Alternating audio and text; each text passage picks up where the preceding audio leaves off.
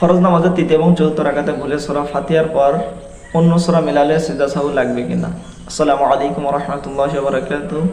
এক ভাই জানতে চেয়েছে যে ফরজ নামাজের তৃতীয় এবং চতুর্থ রাকাতে ভুলে সূরা ফাতিহার পরে সূরা মিলালে সিজদা সাহু লাগবে কিনা। উত্তর: অনেকে নামাজে ভুল করে, সব ভুলের জন্য নামাজ ভেঙে যায় না, আবার সব ভুলের জন্য সাহু সিজদা দিতে হয় না।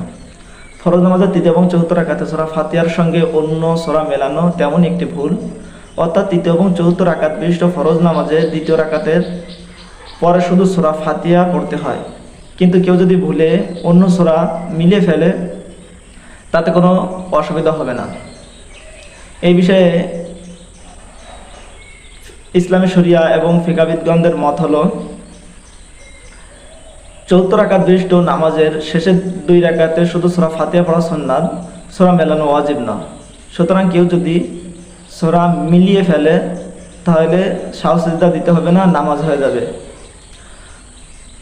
ফতোয়া শামী 2 নম্বর খণ্ড 150 নং পৃষ্ঠা এবং ফতোয়া আলমগীরি 1ম নম্বর খণ্ড 126 নং পৃষ্ঠা এবং সহিহ বুখারী শরীফের 759 নম্বর হাদিস।